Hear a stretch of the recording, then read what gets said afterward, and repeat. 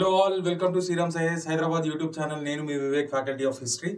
మనం స్టార్ట్ చేసిన ఈ స్పెక్ట్రమ్కి సంబంధించిన డిస్కషన్స్ ఏవైతే ఉన్నాయో దానిలో మనం ప్రీవియస్లీ మనకి ఎక్స్ట్రీమిస్ట్ ఫేజ్ అనేది ఎలాబరేట్గా డిస్కస్ చేసుకోవడం జరిగింది. నెక్స్ట్ స్పెక్ట్రమ్ని బేస్ చేసుకునే మనకి ఇంపార్టెంట్ టాపిక్ ఏంటి అంటే చూడండి, the first phase of revolutionary activities in British India. దీన్నే రెవల్యూషనరీ టెర్రరిజం అని కూడా అంటారు. మనకి సంబంధించి వీళ్ళు పేట్రియాట్స్, చాలా గ్రేట్ హీరోస్. వీళ్ళందరూ సాక్రిఫైసెస్ రికగ్నైజ్ చేస్తేనే మన హ్యాపీనెస్కి ఒక వాల్యూ ఉంటుంది. ఇప్పుడు ఇండియా ఇండిపెండెన్స్ అవ్వడానికి అందరూ సాక్రిఫైసెస్ కలిపితేనే మనకి ఇండిపెండెన్స్ అనేది రావడం జరిగింది అనమాట. సో ఫస్ట్ ఫేజ్ అంటే ఇక్కడ మీరు బాగా అబ్జర్వ్ చేయాల్సిన టర్మ్ ఏంటి అంటే the first phase of revolutionary activities in British India. అంటే ఈ రెవల్యూషనరీ యాక్టివిటీస్ అనేవి రెండు ఫేజెస్ గా మనం చూడొచ్చు. ఫస్ట్ ఫేజ్ ఏంటి అంటే ఈ రెవల్యూషనరీస్ ఎవరైతే ఉన్నారో దాదాపు చాలా మంది యంగ్స్టర్సే, చాలా మంది యూతే అనమాట. They were greatly inspired by the ideology of extremist leaders in Indian national Congress. వాళ్ళు వీళ్ళకి ఎంతో ఇన్స్పిరేషన్ గా నుంచోవడం జరిగింది. వాళ్ళపైన రెస్పెక్ట్ తోని స్వదేశీ మూవ్మెంట్ లో కూడా పార్టిసిపేట్ చేయడం జరిగింది. ఎవరు అంటే ఈ రెవల్యూషనరీస్ అందరూ కూడా యంగ్ రెవల్యూషనరీస్. అయితే ఎప్పుడైతే స్వదేశీ మూవ్మెంట్ ఫేడ్ అయిపోయిందో these people they started to carry armed struggle directly on the oppressive officials of the British India అనమాట. ఎవరైతే ప్రజలని చిత్రహింసలు పెడుతున్నారో, ఎవరైతే ప్రజల ప్రాణాలు పోవడానికి కారకులైనారో వాళ్ళని టార్గెట్ చేసుకుంటేనే వీళ్ళు రెవల్యూషనరీస్ అనే వాళ్ళు ఎమర్జ్ అవ్వడం జరిగింది. ఎప్పుడు స్వదేశీ మూవ్మెంట్ తర్వాత మళ్ళీ గాంధీ పైన రెస్పెక్ట్ తోని వీళ్ళందరూ కూడా నాన్ కోఆపరేషన్ మూవ్మెంట్ లో పార్టిసిపేట్ చేయడం జరిగింది. అంటే మనకి ఫస్ట్ ఫేజ్ మనం చూసినట్టయితే పర్టికులర్ గా ఏ టైం పీరియడ్ లో అంటే స్వదేశీ మూవ్మెంట్ అయిపోయినాక నాన్ కోఆపరేషన్ మూవ్మెంట్ లాంచ్ చేయక ముందు ఆ టైం పీరియడ్ ని ఏమని పిలవాలి అంటే ఆ ఫస్ట్ ఫేజ్ అనమాట. పర్టికులర్ గా మాట్లాడాలంటే ఇది ఒక 1907 నుండి 1917 వరకు దీన్ని మనం first phase of revolutionary activities in British India అని పిలుచుకోవాలి. ఇవి ఇండియాలోనే కాదు, మన రెవల్యూషనరీస్ ఇండియా నుండి వెళ్ళిపోయి అబ్రాడ్ లో సెటిల్ అయ్యి అక్కడ నుండి సీక్రెట్ గా కూడా రెవల్యూషనరీ యాక్టివిటీస్ అనేవి కండక్ట్ చేసేవాళ్ళు అనమాట. సో ఎంతో గొప్ప లీడర్స్ కాబట్టి వీళ్ళ గురించి తెలుసుకునే బాధ్యత మన పైన ఉంది. కాబట్టి వాళ్ళ గురించి ఇంపార్టెంట్ రెవల్యూషనరీస్ అందరి గురించి ఇవాళ ఎలాబరేట్ డిస్కషన్ మనం చేసుకుందాం. అయితే ఇక్కడ మనము let me go in to the details of the discussion.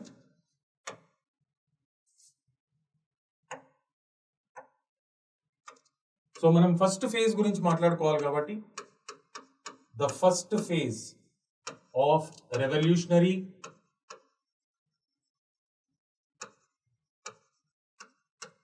Activities in British India.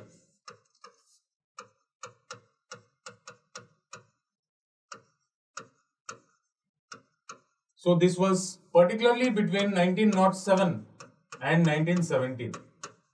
అంటే బిట్వీన్ స్వదేశీ మూవ్మెంట్ అఫీషియల్ గా ఎండ్ అయిపోవడము 1908. అంటే 1907 కి ఇది మెల్లమెల్లగా దీని ఇంపార్టెన్స్ అనేది డిక్లైన్ అవ్వకుండా వచ్చింది అనమాట. సో స్వదేశీ మూవ్మెంట్ నుండి నాన్ కోఆపరేషన్ మూవ్మెంట్,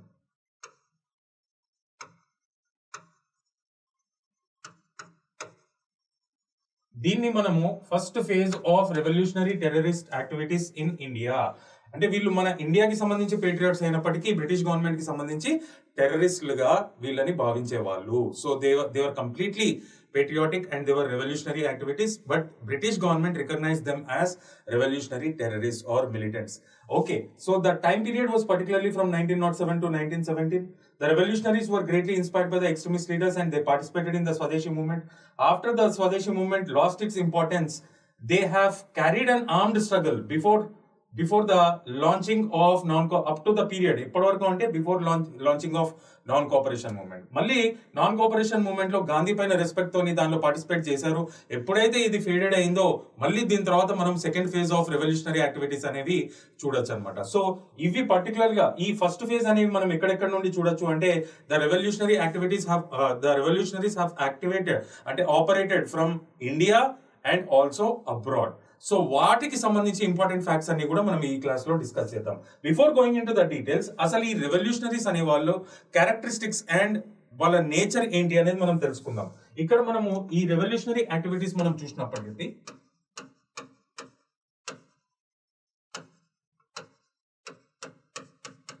ఈ రెవల్యూషనరీ యాక్టివిటీస్ మనం చూసినట్టయితే ఇక్కడ మనం తెలుసుకోవాల్సింది ఏంటంటే all these activities were armed struggles.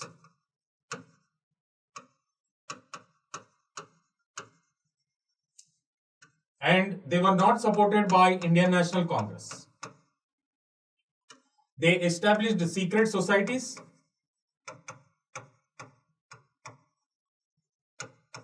and they published secret journals also. They conducted dacoits. అంటే బ్రిటిష్ కి సంబంధించిన ఆర్మ్స్ ని లూట్ చేసే వాళ్ళు వాళ్ళ ట్రెజరీని కూడా లూట్ చేయడం జరిగింది. అది మన డబ్బే, మన డబ్బు మనం లూట్ చేసుకోవడం ఏంటి? సో ఇవన్నిట్లలో కూడా రెవల్యూషనరీస్ అనే వాళ్ళు ఇన్వాల్వ్ అయి ఉండేవాళ్ళు. And they completely believed in sacrificing their life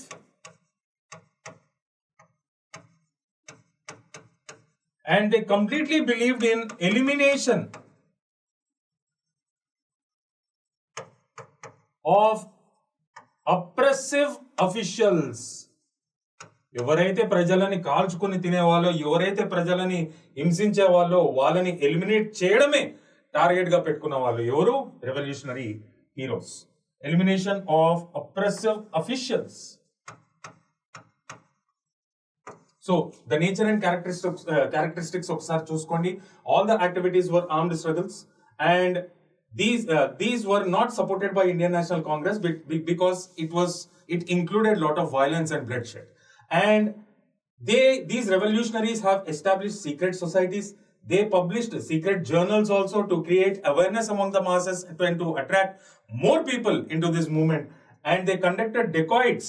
They started to loot the treasury and weapons from the British, and they believed in self-sacrifice, and they completely believed in the elimination of oppressive officials. So మళ్ళీ ఒకసారి recollect చేసుకుందాం. The first phase of revolutionary activities అంటే ఏ time period అంటే స్వదేశీ movement downfall అయ్యే time period నుండి non cooperation movement launch చేసే ముందు వరకు జరిగిన యాక్టివిటీస్ అన్ని కూడా first phase of revolutionary activities. అవి ఇండియాలోంచి చూడొచ్చు, మనము అబ్రాడ్ నుండి కూడా రన్ చేయడం జరిగింది. So let us straight away go into the details. ఇది కంప్లీట్లీ ఫ్యాక్చువల్ కాబట్టి ఒక్కొక్క ఫ్యాక్ట్, ఒక్కొక్క హీరో గురించి మనము పర్టికులర్ గా మాట్లాడుకుందాం. ఇక్కడ ఫస్ట్ మనము మహారాష్ట్ర అని ఫోకస్ చేద్దాం. మహారాష్ట్ర రీజన్ లో ఉన్న రెవల్యూషనరీ హీరోస్ గురించి మనం మాట్లాడుకుందాము. దానిలో మొట్టమొదటిగా మనకి గుర్తుకు రావాల్సిన పేరేంటి అంటే Vasudev Balwant ఫాడ్కే.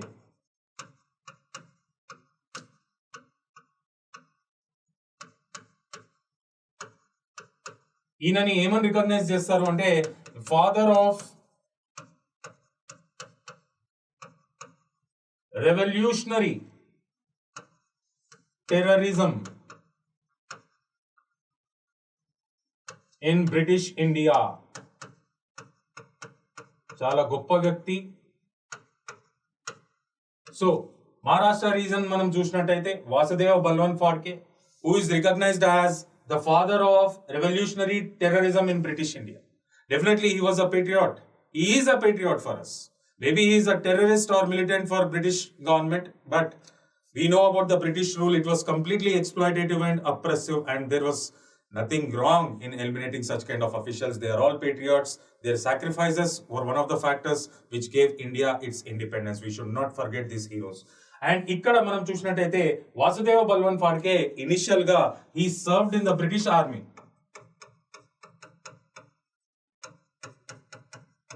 Later he resigned to his job looking at the vulnerable situation of the farmers in the Maharashtra region. అక్కడ ఉన్న పెజెంట్స్ గానీ ఫార్మర్స్ గానీ వాళ్ళు పడే కష్టాలు చూసి తట్టుకోలేకపోయాడు. ఎవరు అంటే వాసుదేవ్ బల్వన్ ఫాడ్కే. ఎంతో చలించిపోయిన వాసుదేవ్ బల్వన్ ఫాడ్కే ఆయన మహాగోవింద్ రనాడే యొక్క స్పీచెస్ తోని ఎంతో ఇన్స్పైర్ అయిన మనిషి. ఎవరి స్పీచెస్ తోని? మహాగోవింద్ రనాడే. ఆల్రెడీ మనం ఈయన గురించి డిస్కస్ చేశాము. ఈయన ఇండియన్ నేషనల్ మూవ్మెంట్ లో మనకి మోడరేట్ ఫేజ్ లో కనిపించాడు. సోషో రిలీజియస్ రిఫార్మ్ మూవ్మెంట్స్ లో కూడా మనకు కనిపించడం జరిగింది. జడ్జ్ గా కూడా సర్వ్ చేయడం జరిగింది. ఈయన స్పీచెస్, ఈయన ఐడియాలజీ, ఈయన వాసుదేవ్ బల్వన్ ఫాడ్కేని ఎంతగానో ఇన్స్పైర్ చేయడం జరిగింది. అండ్ ఈ వాసుదేవ్ బల్వన్ ఫాడ్కే ఎప్పుడైతే జాబ్ వదిలేశాడో ఆయన ఒక సపరేట్ ప్రైవేట్ ఆర్మీని క్రియేట్ చేసుకోవడం జరిగింది. దాని పేరే రామోజిస్. దీనిలో పెద్ద ఎత్తున he started to recruit youth into this secret society Ramoses, and he started to train them how to conduct dacoits, how to loot the arms of the British and how to loot the treasury from the British. ఇవన్నీ British government యొక్క దృష్టికి వెళ్ళడం జరిగింది. All these revolutionary activities of Vasudev Balwant Phadke went to the notice of the British government, and the British government imposed a huge bounty. What you mean by bounty అంటే పెద్ద మొత్తం పైసలు ఇస్తాం ఈయనని పట్టిస్తే, ఎవరైనా ఈయన ఎక్కడున్నాడు అని చెప్పే ప్రయత్నం చేస్తే బ్రిటిష్ గవర్నమెంట్ దాన్ని రివార్డ్ గా, అంటే ఒక రివార్డ్ ఇవ్వడం జరుగుతుంది అనమాట, ఎవరైతే ఈయన పట్ల ఇన్ఫర్మేషన్ పాస్ ఆన్ చేస్తారో, లీక్ చేస్తారో. సో ఆ బౌంటీని కూడా ఫిక్స్ చేయడం జరిగింది, చాలా పెద్ద రివార్డ్ కూడా అనౌన్స్ చేయడం జరిగింది ఈయనని ఎట్టి పరిస్థితులలో పట్టుకోవాలని చెప్పి. కానీ Vasudev Balwant Phadke he escape from Maharashtra and he had taken shelter in Srisailam. మన ఆంధ్రప్రదేశ్ లో ఉన్న శ్రీశైలంలో he took shelter for some period of time. శ్రీశైలంలో he planned to launch an insurgency against the British government. అంత గొప్ప ఐడియాలజీ అనేది. ఇన్సర్జెన్సీ అంటే ఒక దాడి చేయాలి, ఒక ఆర్మ్డ్ స్ట్రగుల్ లాంచ్ చేయాలి అని చెప్పి నిర్ణయించుకోవడం జరిగింది. ఎవరి మద్దతుతోని అంటే Afghan and Sikh soldiers in Nizam army ఎవరైతే ఉన్నారో వాళ్ళకి కూడా చాలా మంది ఫ్రస్ట్రేట్ అయిపోయి ఉన్నారు ఈ బ్రిటిష్ రూల్ కానీ, ఈ నిజాం పాలనతో కానీ. వాళ్ళని వేరు చేసి మొబిలైజ్ చేసి వాళ్ళతో పాటు వాళ్ళని కలుపుకొని ఒక ఇన్సర్జెన్సీని ప్లాన్ చేశాడు అనమాట. ఎవరు అంటే వాసుదేవ్ బల్వంత్ ఫాడ్కే. ఈ విషయం కూడా అక్కడున్న నిజాం ప్రభుత్వంకి లీక్ అవ్వడం జరిగింది. This information went to the notice of Nizam government, and Nizam government was it already signed a subsidiary alliance. అది బ్రిటిష్ గవర్నమెంట్ కి అలే ఒక ఫ్రెండ్లీ ప్రిన్స్లీ స్టేట్. సో వీళ్ళు ఏం చేశారు అంటే వాసుదేవ్ బల్వంత్ ఫాడ్కేని క్యాప్చర్ చేసి ఆయనని బ్రిటిష్ గవర్నమెంట్ కి హ్యాండ్ ఓవర్ చేయడం జరిగింది. అండ్ హ్యాండ్ ఓవర్ చేసినాక వాసుదేవ్ బల్వంత్ ఫాడ్కేని యెమెన్ కంట్రీలో ఒక జైల్ కి పరిమితం చేశారనమాట. He was taken as a prisoner to a prison in Yemen. It's a Gulf nation, మనందరికీ తెలిసిందే. అండ్ అక్కడ యెమెన్ లో in a later period he contracted tuberculosis and he died. So this is all about the great personality Vasudev Balwant Phadke, who is often recognized as the father of revolutionary terrorism in British India. So ఈయనతో మొదలుకొని మనం Maharashtra region మనం discuss చేస్తున్నాం కాబట్టి next important revolutionaries ఎవరు అంటే Chapekar brothers. మహారాష్ట్రకి చెందిన Chapekar brothers.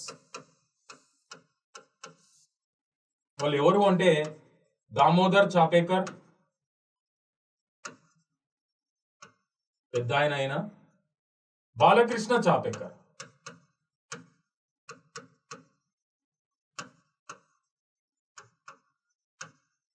వీళ్ళు ఒక సొసైటీని ఎస్టాబ్లిష్ చేయడం జరిగింది రెవల్యూషనరీ యాక్టివిటీస్ కొనసాగించడానికి. దాని పేరే హిందూ ధర్మ సంరక్షణ సమితి అనే ఒక సొసైటీ ఎస్టాబ్లిష్ చేసి హిందూ ధర్మాన్ని కాపాడడమే కాకుండా రెవల్యూషనరీ యాక్టివిటీస్ కూడా చేయడం జరిగింది అనమాట ఈ సొసైటీ బ్యాక్ ఎండ్ లో. సో వీళ్ళు ఏం చేశారంటే వీళ్ళ టైం పీరియడ్ లో పూణే ప్రాంతంలో ఒక పాండమిక్ రావడం జరిగింది. ఆ టైం పీరియడ్ లో ఆ పాండమిక్ ఏంటి అంటే plague. So there was an outbreak of plague pandemic in Pune region. Chapekar brothers were completely unhappy with the way the British tried to contain this disease in Pune region. అంటే British తీసుకున్న steps వీళ్ళకి అస్సలు నచ్చలేదు అనమాట. ఎందుకు అంటే British ప్రభుత్వం ఆ టైం పీరియడ్ లో ఏం చేసిందంటే it appointed a plague commissioner. ఈ ప్లేగ్ వ్యాధిని ఇమీడియట్ గా కంటైన్ చేసే బాధ్యతలు ఎవరికి ఇచ్చింది అంటే an official called ర్యాండ్. వీడు చాలా చాలా క్రూయల్ పర్సన్, అస్సలు మంచివాడు కాదు. అయితే వీడు తీసుకోవాల్సిన స్టెప్స్ ఏంటి అక్కడ అంటే మెడికల్ అఫీషియల్స్ ని ఎక్కువ శాతంలో డిప్లాయ్ చేయాలి, డిసీజ్ ని అంతరించిపోవాలి అని. ప్రజలకి అందుబాటులో అన్ని మెడిసిన్స్ అందుబాటులో ఉండాలి. ఇవి తీసుకోకుండా పెద్ద ఎత్తున ఆర్మీని డిప్లాయ్ చేయడం జరిగింది.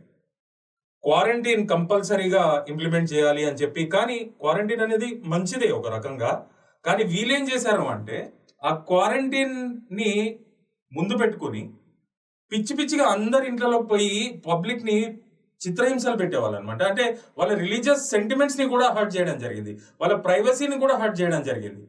వీళ్ళకి ఇచ్చిన బాధ్యతలు ఏంటి అంటే డిసీజ్ ని కంటైన్ చేయాలి. డిసీజ్ ని కంటైన్ చేయాలంటే మెడికల్ స్టాఫ్, సరైన మెడికల్ బెడ్స్ ఉండాలి, మెడికల్ స్టాఫ్ ఉండాలి, మెడిసిన్స్ అందుబాటులో ఉండాలి. అవి చేయకుండా ఆర్మీని డిప్లాయ్ చేసి ఫోర్స్ఫుల్ గా కంటైన్ చేద్దామని, అంటే ఈ క్వారంటైన్ ఒక వేషంలో they started to harass the people. They started to forcefully enter into the houses of different sections of the society. They vandalized their properties. They hurted their religious sentiments also. ఇవన్నీ చూస్తూ ఉన్నారు Chapekar brothers, Damodar Chapekar కానీ బాలకృష్ణ చాపేకర్ కానీ. చూసి వీళ్ళకి frustration వచ్చి ఈయనను చంపేయడం జరిగింది. So this plague commissioner was assassinated by Chapekar brothers. దాని తర్వాత Chapekar brothers were hanged to death. And ఈ చాపేకర్ బ్రదర్స్ గురించి బాలగంగాధర్ తిలక్ ఆయన కేసరి అనే మరాఠీ జర్నల్లో చాపేకర్ బ్రదర్స్ గురించి ఎంతో గొప్ప ఆర్టికల్స్ రాయడం జరిగింది. వాళ్ళని ట్రూ పేట్రియాట్స్ గా కూడా రికగ్నైజ్ చేయడం జరిగింది. So this is the story of Chapekar brothers, Damodar Chapekar and Balakrishna Chapekar. వీళ్ళు కూడా మహారాష్ట్రకి చెందిన వారు.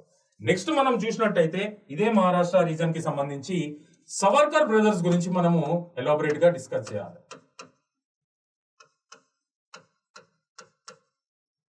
ఎవరు ఈ సవర్కర్ బ్రదర్స్ అంటే గణేష్, దామోదర్ సవర్కర్ చాలా గొప్ప వ్యక్తులు. ఆయన తమ్ముడు వినాయక్ దామోదర్ సవర్కర్, విడి సవర్కర్ చాలా చాలా popular personality. And Narayan Damodar Savarkar.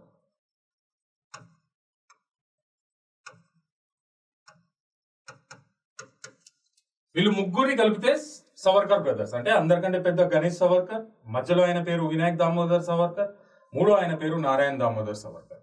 And వీళ్ళు ఎస్టాబ్లిష్ చేసిన సొసైటీ ఏంటి అంటే దాని పేరు మిత్రమేళ. దాన్ని later it was renamed to Abhinav Bharat.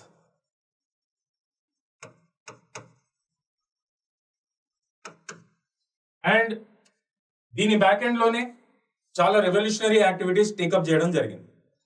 This vent to the notice of the British. British ఏం చేసింది, వీటన్నిటికీ కారకుడైన పెద్ద బ్రదర్ ఎవరు గణేష్ దామోదర్ సవర్కర్ ని అండమాన్ అండ్ నికోబార్ ప్రిజన్ కి పంపించడం జరిగింది.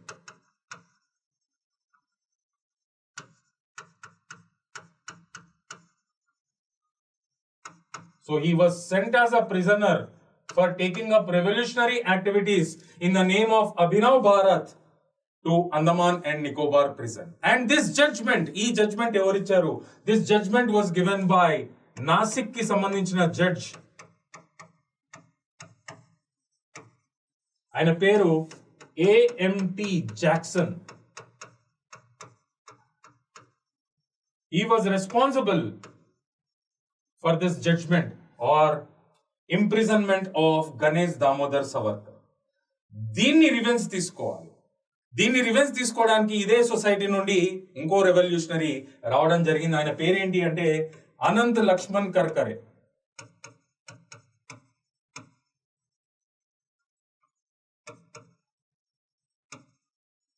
ఈయన he was a close associate to Savarkar brothers. He wanted to take revenge of the judgment given by AMT Jackson. మరి గమనుంటాడా, AMT Jackson ని చంపేయడం జరిగింది. ఎవరు అంటే Anant Laxman Karkare. Anant Laxman Karkare assassinated AMT Jackson, who was responsible for sending Ganesh Damodar Savarkar as a prisoner to Andaman and Nicobar prison. దాని తర్వాత Anant Laxman Karkare was hanged to death. చూడండి ఎంతమంది సాక్రిఫైసులు చేశారు. అండ్ ఇదే సొసైటీకి సంబంధించి తర్వాత పీరియడ్ లో Madan Lal Dhingra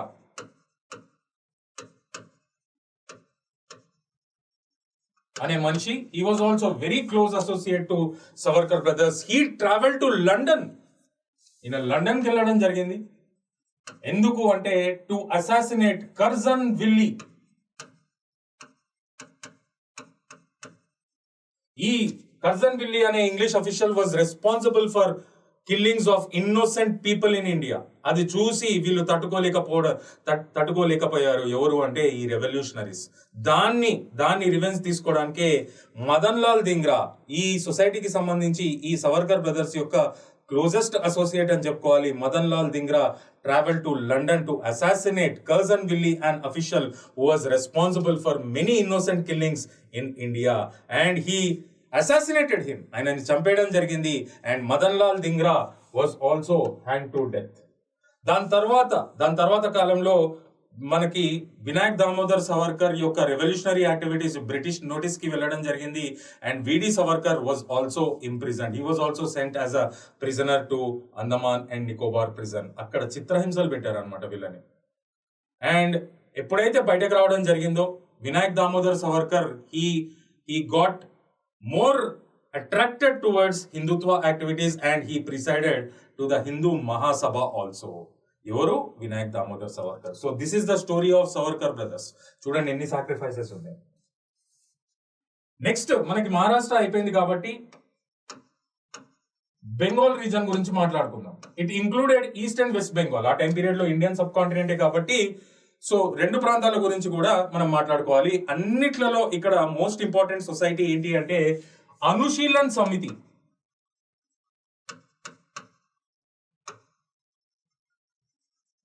This was established by a group of revolutionaries.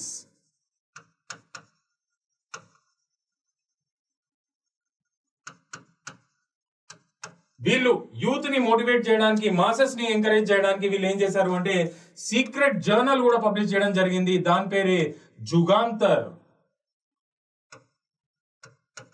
Was a secret journal. ఒక బెంగాల్ జర్నల్ ఇది. So it was published by Anushilan Samiti. Particular గా ఎవరు పబ్లిష్ చేశారు దీన్ని అంటే బరీంద్ర కుమార్ ఘోష్.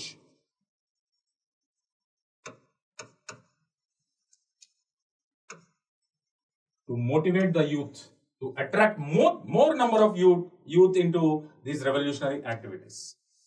ఇదే సొసైటీకి సంబంధించి ఇద్దరు రెవల్యూషనరీస్ ఉన్నారు. వాళ్ళు ఎవరు అంటే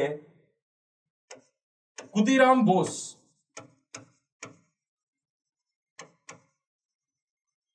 and Prafulla Kumar Chakri.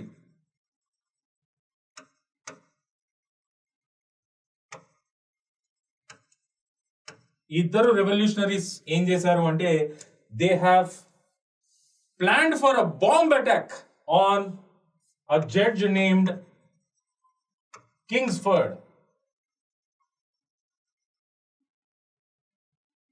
కింగ్స్ఫర్డ్ అనే జడ్జి పైన ఒక బాంబు దాడి చేయడం జరిగింది.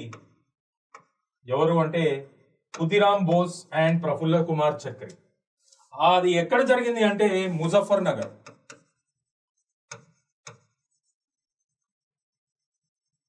So both the revolutionaries from Anushilan Samiti, Khudiram Bose and Prafulla Kumar Chakri have made a bomb attack in Muzaffarnagar on the judge named Kingsford.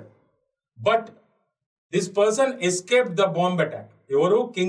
కింగ్స్ఫర్డ్ అనే మనిషి, జడ్జి ఎవరైతే ఉన్నారో ఈ బాంబ్ అటాక్ నుండి ఎస్కేప్ అవడం జరిగింది. కానీ అక్కడ ఒక మహిళ చనిపోవడం జరిగింది. And innocent women died in this bomb attack and these both were captured by the police force where Khudiram Bose was hang to death. Khudiram Bose ని ఏం చేశారు? He was hang to death. మరి ప్రఫుల్ల కుమార్ చక్రి ఏం చేశాడు అంటే he shot himself and he died. Self sacrifice చేసుకోవడం జరిగింది. ఎవరు? ప్రఫుల్ల కుమార్ చక్రి. దాని తర్వాత పీరియడ్ లో ఈ అనుశీలన్ సమితి ఏదైతే ఉందో ఇది డిఫరెంట్ బ్రాంచెస్ ఉన్నాయి, చాలా హైడౌట్స్ ఉన్నాయి వీళ్ళకి. East Bengal and west Bengal రెండు ప్రాంతాల్లో కూడా అక్కడ పోలీస్ కి ఒక టిప్ ఆఫ్ దొరికింది అనమాట. వీళ్ళ సీక్రెట్ సొసైటీస్ గురించి, వీళ్ళ హైడౌట్స్ గురించి ఇన్ఫర్మేషన్ అనేది లీక్ అవడం జరిగింది. దాని తర్వాత వీళ్ళ చాలా హైడౌట్స్ పైన రైడ్స్ కొట్టడం జరిగింది పోలీస్ ఫోర్సెస్ అండ్ చాలా మంది రెవల్యూషనరీస్ ని క్యాప్చర్ చేయడం జరిగింది. అండ్ మెల్లమెల్లగా అనుశీలన్ సమితి అనే దాని యొక్క ఇంపార్టెన్స్ తగ్గుకుంటూ రావడం జరిగింది. So this is what happened in Bengal reason. Next మనం డిస్కస్ చేయాల్సింది ఏంటి అంటే ఒడిస్సా రీజన్. ఒడిస్సా మనం చూసుకున్నట్టయితే అందరికంటే ఇంపార్టెంట్ ఎవరు అంటే ఈ ఒడిస్సా ప్రాంతంలో మనకి జతిన్ ముఖర్జీ, చాలా చాలా గ్రేట్ హీరో. ఈయననే బాగా జతిన్ అని పిలుస్తారనమాట. So he was involved in many revolutionary activities in Odisha region. And ఈయన చేసిన ఒక పని ఏంటి అంటే హీ ట్రావెల్ టు జర్మనీ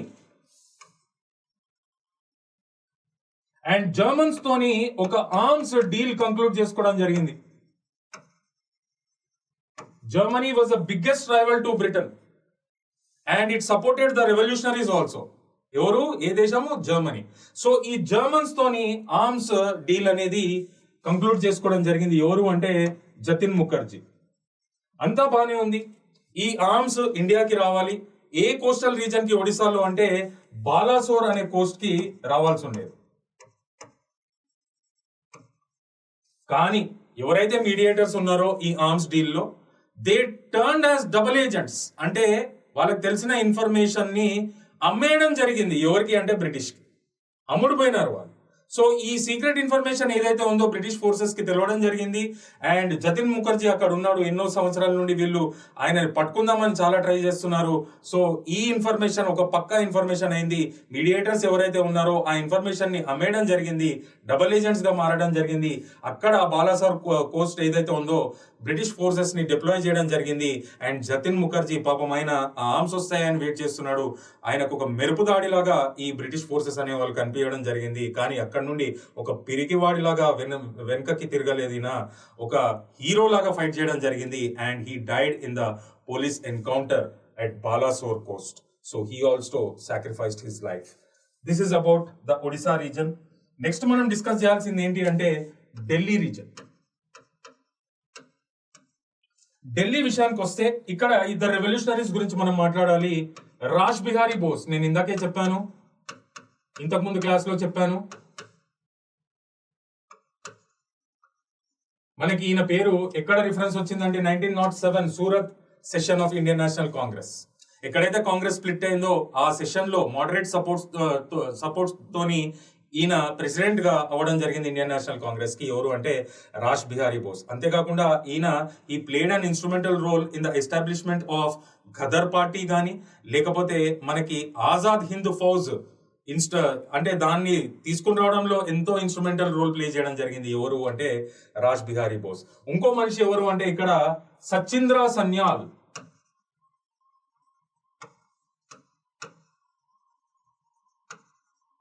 వీళ్ళిద్దరు కూడా చాలా ఇంపార్టెంట్ రెవల్యూషనరీస్. వీళ్ళు ఢిల్లీలో ఏం చేశారు అంటే they made a bomb attack. ఎవరి పైన అంటే లార్డ్ హార్డింజ్.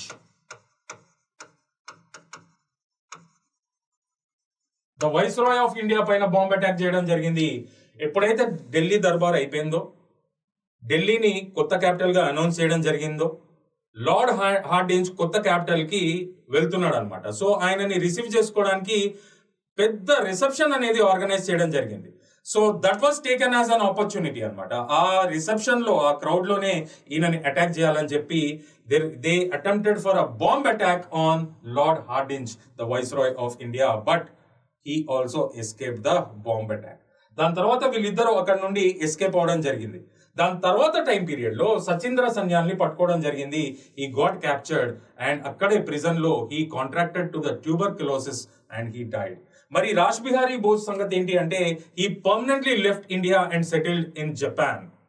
అక్కడ జపాన్ గవర్నమెంట్ సపోర్ట్ తోని ఒక సొసైటీ కూడా క్రియేట్ చేయడం జరిగింది. అది చూద్దాం మనం ఏంటో అనేది. Okay, so this is what had happened in Delhi reason. ఇప్పుడు మద్రాస్ విషయానికి వస్తే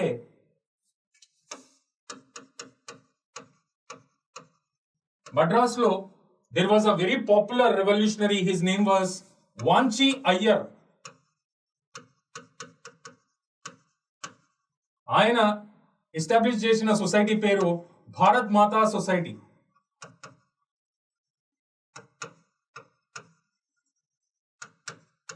చూడండి ఎంతమందికి తెలుసు వీళ్ళ పేర్లన్నీ.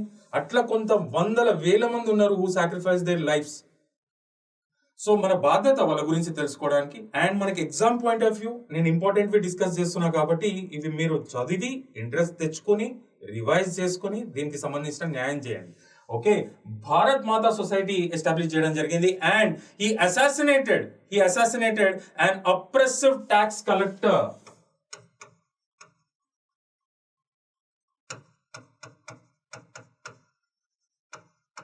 అండ్ అప్రెసివ్ ట్యాక్స్ కలెక్టర్ ఆయన పేరేంటి అంటే Ashe. So he assassinated, he killed this oppressive tax collector Ashe. దాని తర్వాత he shot himself and he sacrificed his life. ఎవరు అంటే Vanchi Iyer. So this is what had happened in Madras. ఇక్కడ నేను ఇంకో అడిషనల్ ఇన్ఫర్మేషన్ ఇస్తా. మనందరికీ తెలిసిన గొప్ప టర్మ్ ఏంటి అంటే జై హింద్. దీని గురించి కూడా మనం మాట్లాడుకోవాలి, ఎందుకంటే దీని రాకలో కూడా రెవల్యూషనరీస్ యొక్క పాత్ర ఉంది కాబట్టి. అంటే ఈ జై హింద్ అంటే మీనింగ్ ఏంటి అంటే హేల్ ఇండియా.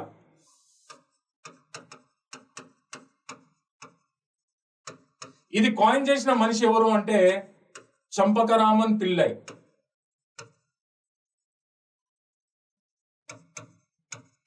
ఈయన ఏ ప్రాంతానికి చెందినవాడు అంటే కేరళకి చెందిన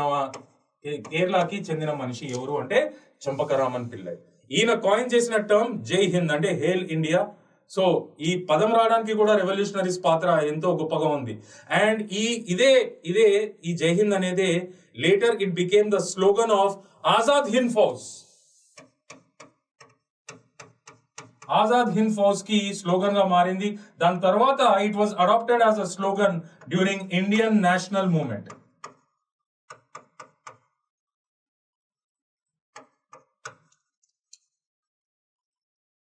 ఇప్పుడు కూడా ఒక గొప్ప పాపులర్ స్లోగన్ అనే చెప్పుకోవాలి ఈ జై హింద్ అనేది. సో ఇవన్నీ కూడా చాలా important revolutionary activities in the first phase that were evident with in India. We have discussed about Vasudev Balwant Phadke. Later we have discussed about the great heroes Chapekar brothers. Later we have understood the greatness of Savarkar brothers.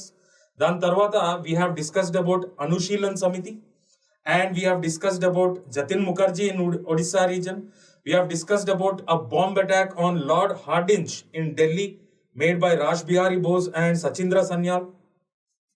And then Madras region lo we have discussed about the greatness of Vanchi Iyer.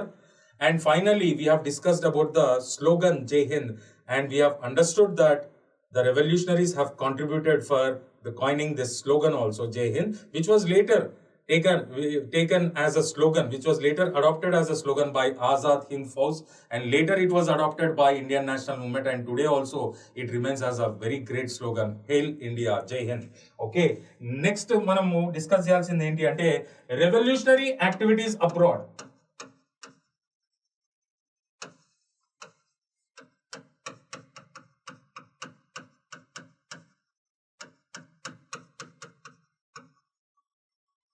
ఇది మనం చూసినట్టయితే ఇక్కడ first let us start our discussion with London. London లో we have to discuss about Shyamji Krishna Varma.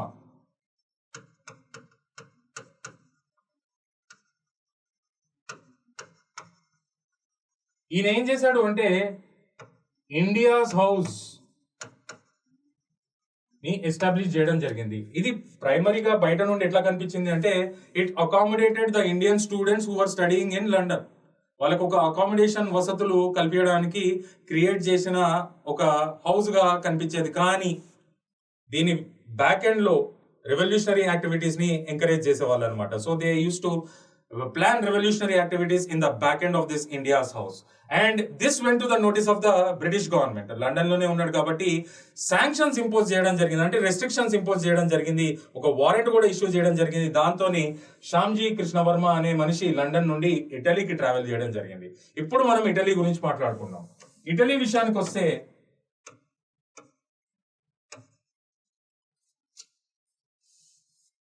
విషయానికి వస్తే ఇక్కడ మనం మాట్లాడుకోవాల్సిన చాలా ఇంపార్టెంట్ పర్సనాలిటీ ఎవరు అంటే మేడం బికాజీ కామా. పాపులర్ గా మేడం మేడం అని పిలిచేవాళ్ళు. అయితే ఇక్కడ మనకి బికాజీ కామా విషయానికి వస్తే she was a Farsi women and she was a very close associate to Dadabhai Naoroji, the grand old man of India. దాని తర్వాత ఇండియాని వదిలేయడం జరిగింది. And she was involved in the revolutionary activities that were conducted from Italy. ఈమె చేసిన గొప్పతనం ఏంటి అంటే she published a secret journal named తల్వార్. ఇది ఎవరికి రెస్పెక్ట్ ఇస్తూ పబ్లిష్ చేశారు అంటే this was published in respect in the memory of Madan Lal Dhingra. మనం ఇంతకుముందే చదివాము.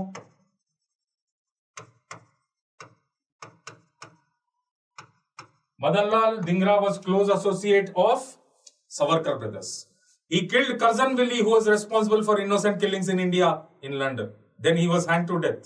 In his memory, this secret journal was published to attract more youth towards revolutionary activities. And who published this? Ante Madam Bikaji Kama. And she gave the editorial task, editorial duty to publish this journal to ఇక్కడ రాస్తాను నేను పేరు వీరేంద్రనాథ్ చట్టోపాధ్యాయ్. ఈయనకి editorial బాధ్యతలు ఇవ్వడం జరిగింది ఇది publish చేయడానికి. ఇప్పుడు మనము జర్మనీ గురించి మాట్లాడుకుందాం. జర్మనీ విషయానికి వస్తే నేను ఇంతకుముందు చెప్పినట్టు Germans have directly supported to the revolutionaries to conduct revolutionary activities against the British government in India because both were rival nations. And this same person, Virendranath Chattopadhyay, he was successful in concluding Zimmermann Plan.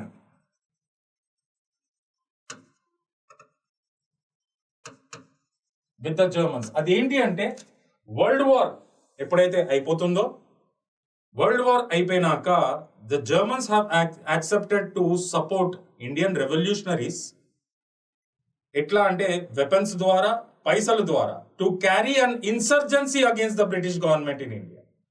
But unfortunately the Zimmermann plan has failed because Germany received a setback in World War II. అది ఓడిపోవడం జరిగింది మనందరికీ తెలిసిన విషయమే.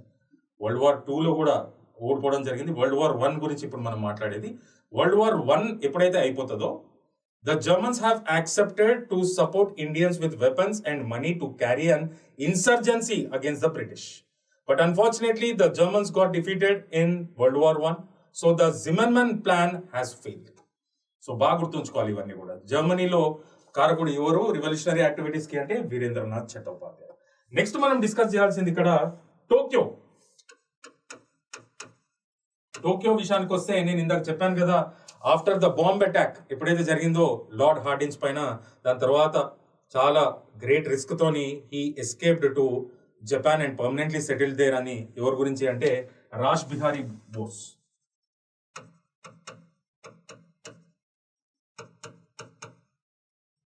మరి ఆ Japan support తోని he established Indian Independence league.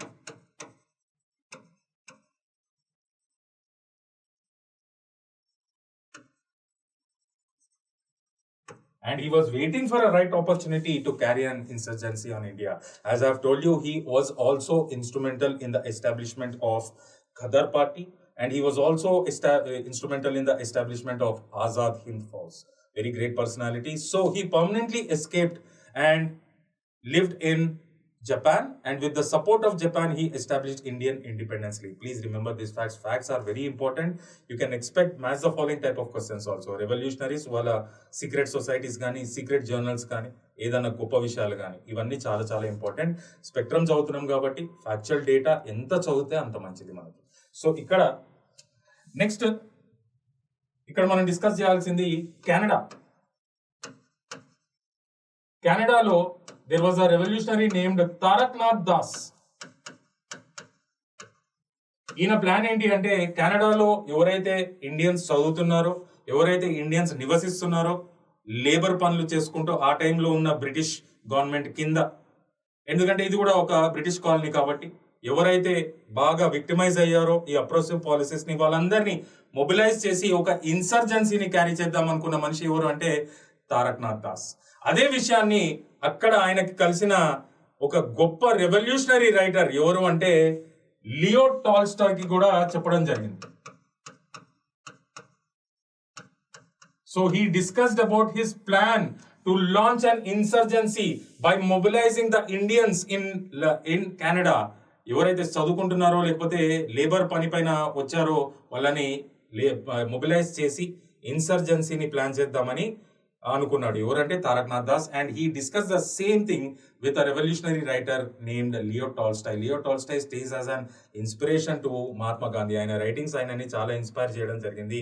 అందుకని ఆయన ఎక్కడైతే సౌత్ ఆఫ్రికాలో ఉన్నాడో టాల్స్టాయ్ హౌస్ అంటారు, ఆయన ఉన్న హౌస్ ఏదైతే ఉందో దాన్ని టాల్స్టాయ్ హౌస్ అంటారు. అయితే ఇక్కడ సరే ఆ విషయాలన్నీ మనం పక్కన పెడితే నెక్స్ట్ మనం డిస్కస్ చేయాల్సింది ఇక్కడ ఏంటి అంటే చాలా చాలా important, Ghadar party.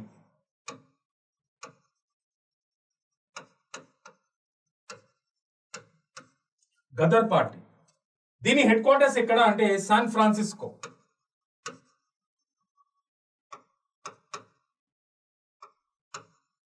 San Francisco ఎక్కడ ఉంది అంటే యునైటెడ్ స్టేట్స్ ఆఫ్ అమెరికాలో ఉంది. దీని ఒరిజినల్ నేమ్ ఏంటి అంటే Pacific Coast Hindustan association.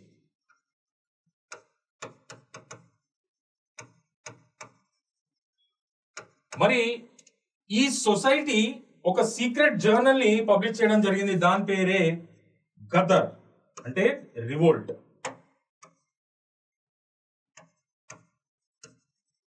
Gaddar అనే పేరుతోని they started to publish this secret journal.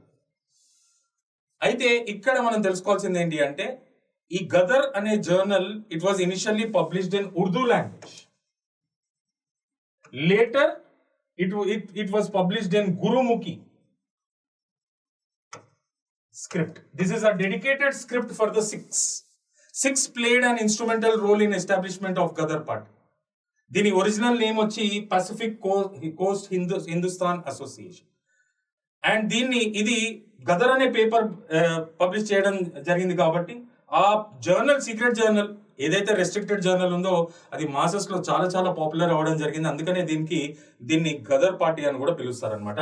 So people who are instrumental in the establishment of Ghadar party ఒకసారి చూద్దాము. సోహన్ సింగ్ బక్నా, తారక్నాథ్ దాస్, ఇంతకుముందు చూసాం కదా సేమ్ పర్సన్.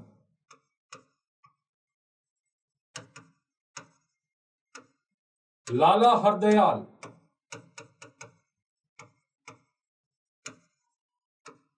రాజ్ బిహారీ బోస్,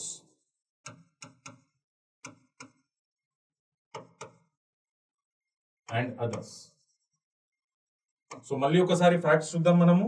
ఇక్కడ ఫ్యాక్ట్స్ చూసినట్టయితే Ghadar party operated from San Francisco as the headquarters. Its original name was Pacific Coast Hindustan Association. It started to publish a secret journal called Gadar, originally in Urdu, later in Gurumukhi script, which became very popular, and hence the name Gadar Party.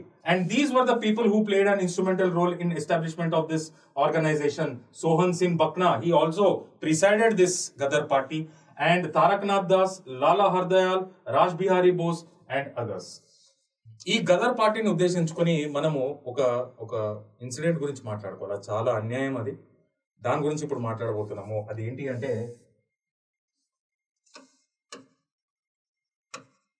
కోమగత మారు incident. ఈ కోమగత మారు ఏంటి అంటే this is the name of a ship. మనందరికీ తెలుసు opium wars, English and French have fought together against the Chinese, in which China got defeated. దాని తర్వాత వీళ్ళకి ఒక స్పియర్స్ ఆఫ్ ఇన్ఫ్లుయెన్స్ రావడం జరిగింది ఇంగ్లాండ్ కి కానీ ఫ్రాన్స్ కి కానీ. ఎక్కడ అంటే చైనాలో. మనకి చైనాకి డిఫరెన్స్ ఏంటి అంటే మనము we lost our economical sovereignty and political sovereignty both to the British. China విషయానికి వస్తే they lost their economical sovereignty to the British, politically they were sovereign only. అయితే ఈ ఎకనామిక్ ఫ్రంట్ చూసినట్టయితే ఈ European colonies were successful in establishing their spheres of influence after the opium wars. అయితే ఇక్కడ ఈ opium wars లో China ఓడిపోవడం జరుగుతుంది. అందుకనే హాంకాంగ్ ని చాలా సంవత్సరాలు ఇంగ్లాండ్కి ఇవ్వడం జరుగుతుంది అనమాట. So Hong Kong became a colony of England. And ఈ కోమగత మారు అనేది it is a name of a ship. వీళ్ళ డ్యూటీ, ఈ షిప్ డ్యూటీ ఏంటి అంటే టు క్యారీ ద లేబరర్స్. ఎక్కడి నుండి ఎక్కడికి అంటే హాంకాంగ్ నుండి Canada. Both were the colonies of the British and many were Indians. And దానిలో ఎక్కువ శాతం సిక్స్ ఉన్నారు అక్కడ. సో ఇంతకుముందు మనం చదివిన టాపిక్ కూడా ఆ గదర్ పార్టీలో కూడా ఇన్స్ట్రుమెంటల్ రోల్ బాగా ప్లే చేసింది సిక్సే. అంతా బాగానే ఉంది.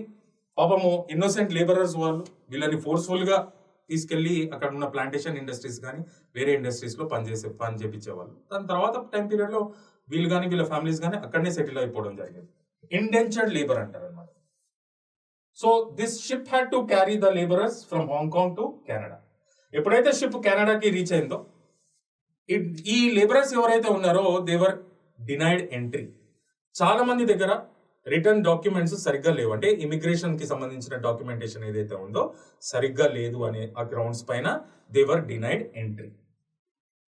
Ship return back to India. ఏది కుమగత మార్. మరి ఎట్లా వచ్చింది ఇన్ఫర్మేషన్ మనకు తెలియదు. ఆ information went to the British intelligence that Ghadar party was planning something conspiracy through these labourers who are approaching India.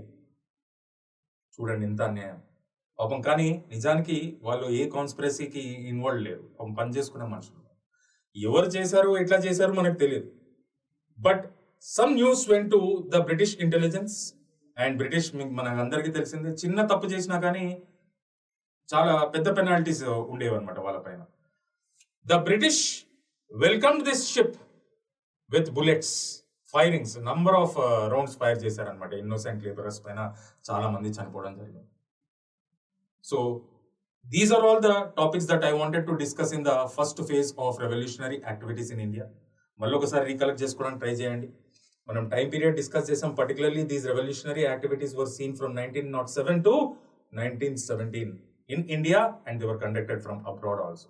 Particularly during the time of the end of Swadeshi movement and before the launching of non-cooperation movement. We have discussed about the revolutionary activities in Maharashtra region. We have come to know about the greatness of Vasudev Balwant Phadke, Chapekar brothers, Savarkar brothers. Then we have discussed about Anushilan Samiti. Then we have discussed about Jatin Mukherjee in Odisha. Then we have discussed about Raj Bihari and Sachindra Sanyal's bomb attack in Delhi. And after that, we have discussed about the greatness of Vanchi Iyer. And we have discussed how this Jai Hind word came into limelight. And we have discussed about the revolutionary activities conducted from London, Italy. And ఈ Italy విషయానికి వచ్చినప్పటికీ నేను ఇంకో additional fact చెప్తా after this discussion. Italy తర్వాత we have discussed about మనకి Germany గురించి discuss చేసాం. జర్మనీలో ఎవరు బాగా ఇన్స్ట్రుమెంటల్ రోల్ ప్లే చేశారు అనేది. దాని తర్వాత మనము we have discussed about the revolutionary activities from Tokyo reason, దాని తర్వాత కెనడా అండ్ శాన్ ఫ్రాన్సిస్కో. ఈ ఇటలీ విషయానికి వస్తే నేను ఇందాక I missed out something. Bikaji comma ఎవరైతే ఉన్నారో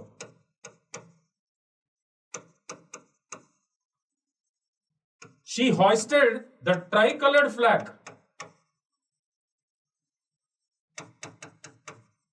of India. ఎక్కడ అంటే ఇంటర్నేషనల్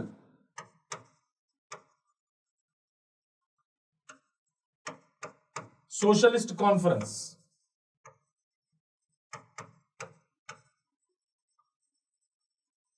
ఇది ఎక్కడ జరిగిందంటే స్టట్గ్రాట్, జర్మనీలో. ఇక్కడ మన దేశానికి సంబంధించిన ట్రై కలర్డ్ ఫ్లాగ్ ని హాయిస్ట్ చేయడం జరిగింది. అంటే ఇప్పుడున్న ఫ్లాగ్ లాగా ఉండదు. Red, green and yellow were the colours found in that flag. So ఆ ఘనత కూడా ఆమెదే. ఐ మిస్ దట్ పాయింట్ ఇందాక. So please take a note of it about this great revolutionary Bikaji comma. I hope you have enjoyed the session today. We are done with this topic also. Stay tuned. Follow us. Thank you so much. Vivek signing off.